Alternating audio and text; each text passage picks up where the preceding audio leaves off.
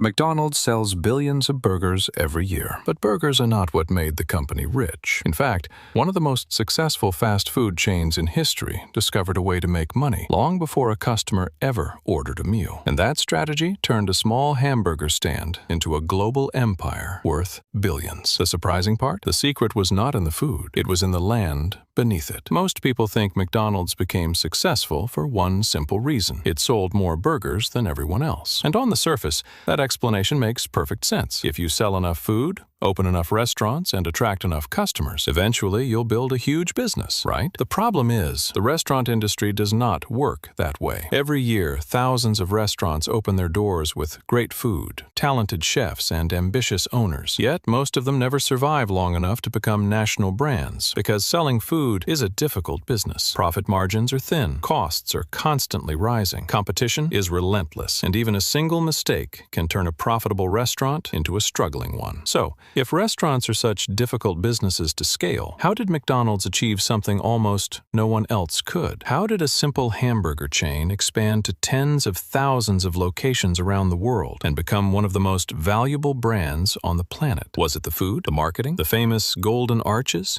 Or was there something else happening behind the scenes that most people never noticed? Because the deeper you look into McDonald's success, the more you realize that the company's greatest asset wasn't what it was selling, it was what it owned. To understand how McDonald's became a real estate empire, we need to go back to the beginning. Long before the Golden Arches became a global symbol, McDonald's was just a small restaurant in San Bernardino, California. It was founded by two brothers, Richard and Maurice McDonald. Like many restaurant owners at the time, they were searching for a way to serve customers faster and more efficiently. So they completely redesigned the traditional restaurant model. Instead of offering a large menu and relying on car hops to serve customers, they focused on just a few popular items: burgers, fries, and drinks. Every step of the process was optimized for speed. The result was a revolutionary system that allowed them to serve food faster, cheaper, and more consistently than their competitors. Customers loved it. Business boomed. But while the McDonald brothers had built an incredibly efficient restaurant, they weren't interested in building a nationwide empire. They were perfectly comfortable with what they had. Then, in the early 1950s, a man named Ray Kroc entered the picture. At the time, Kroc wasn't a restaurant owner. He was a traveling salesman who sold milkshake mixers. One day, he noticed something unusual. A single restaurant in California had ordered several of his machines, all at once. Curious, Kroc decided to visit the restaurant himself. What he found amazed him. The lines were long, the service was fast, and customers just kept coming back. But Kroc didn't just see a successful restaurant. He saw something much bigger. He saw a system that could be replicated across the entire country. While others saw burgers and fries, Kroc saw a blueprint for thousands of restaurants operating under the same name, serving the same food, and delivering the same customer experience. It was an idea with the potential to transform a local business into a national brand. So, Kroc convinced the McDonald brothers to let him expand the concept through franchising. At first, the strategy seemed brilliant. New locations began opening, the McDonald's name spread to more cities, and the company started growing at an incredible pace. But as the number of restaurants increased, a serious problem began to emerge. Opening more franchises was easy. Controlling them was not. Some franchise owners cut corners, others ignored company standards, and despite the rapid growth, the business model wasn't generating the kind of predictable wealth Kroc had imagined. McDonald's was expanding, but expansion alone wasn't enough. If Kroc wanted to build a lasting empire, he needed something more powerful than burgers, something that would give the company control, stability, and a way to profit from every new location. What he discovered next would change McDonald's forever. By the late 1950s, McDonald's was growing fast. New franchise locations were opening across the country, and from the outside, everything looked like a success. But Ray Kroc saw a problem that most people couldn't. The company was expanding, yet it wasn't gaining the level of control it needed. At the time, McDonald's made most of its money through franchise fees and a percentage of restaurant sales. That sounds like a great business model, but there was a catch. If a franchise owner struggled, McDonald's earned less money. If a location failed, McDonald's lost a source of revenue. And if franchisees ignored company standards, the brand itself suffered. In other words, McDonald's was growing, but much of its future depended on decisions made by thousands of independent business owners. For someone like Ray Kroc, that was a dangerous position. He wanted a business that could scale rapidly without losing control, a business that could generate reliable income regardless of short-term fluctuations in burger sales, and, most importantly, a business that would become stronger every time a new location opened. The traditional franchise model couldn't fully solve that problem. The more Kroc thought about it, the more he realized something important. The most valuable part of a McDonald's restaurant wasn't the kitchen, it wasn't the burgers, and it wasn't even the brand. It was the location. Think about it.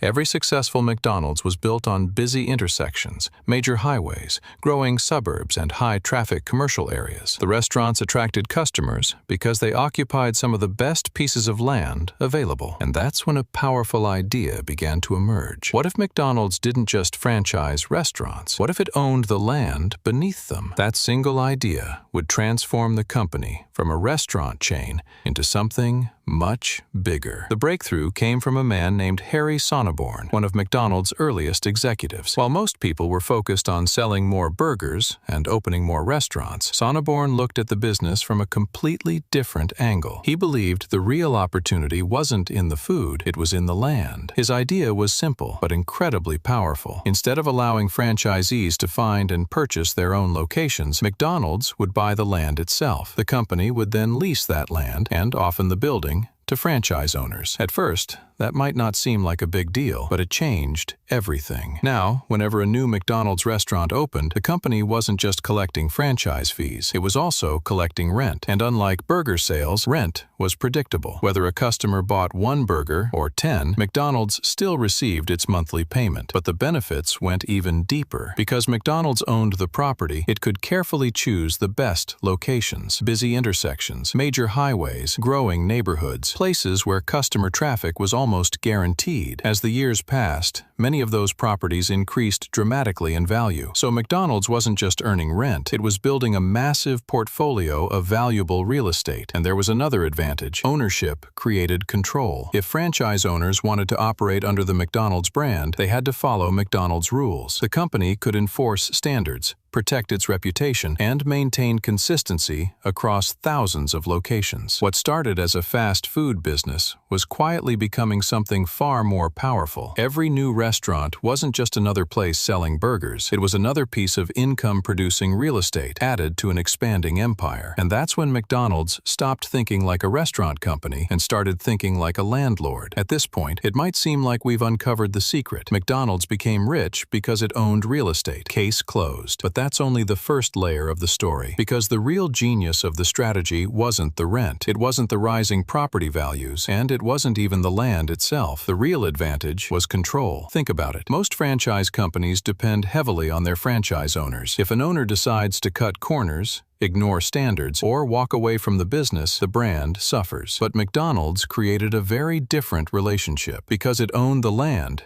and often the building, franchisees weren't just renting the McDonald's name, they were renting access to a valuable location. That gave McDonald's enormous influence. The company could enforce standards more effectively, it could protect the customer experience, and it could maintain consistency across thousands of restaurants around the world. In other words, the real estate strategy wasn't just generating income, it was strengthening the entire business. This is where most people stop thinking. They see the rent and assume that's the secret. But that's first-order thinking. Second-order thinking asks a deeper question. What does owning the land allow McDonald's to do that its competitors can't? The answer is leverage. Every new property increased the company's control. Every new franchise increased its influence. And every successful location strengthened the value of the entire system. The burgers attracted customers. The real estate generated income. But the hidden engine behind it all was control. And that's what transformed McDonald's from a restaurant chain into a global empire. The company wasn't just selling food, it was building a system that became more powerful with every new location it added. When most people look at McDonald's, they see burgers, fries, and the golden arches. They see a fast food company.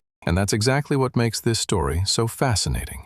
Because the biggest businesses in the world often aren't what they appear to be on the surface. The McDonald brothers built a great restaurant. Ray Kroc built a franchise network. But the decision to own the land beneath those restaurants transformed McDonald's into something far more powerful. It created predictable income, it increased control, and it built an asset that continued to grow in value over time. That's the lesson hidden inside this story. The most successful companies don't just focus on making money today. They build systems that become stronger tomorrow. They think beyond the obvious, beyond the immediate result, beyond what everyone else can see. That's second-order thinking. And whether you're building a business, investing money, or making important decisions in life, the same principle applies. The biggest opportunities are often hidden beneath the surface, just like McDonald's. Because in the end, McDonald's didn't become an empire by selling burgers. It became an empire by understanding that the real value wasn't in the meal. It was in the ground beneath it. And sometimes the difference between a successful business and an extraordinary one is seeing what everyone else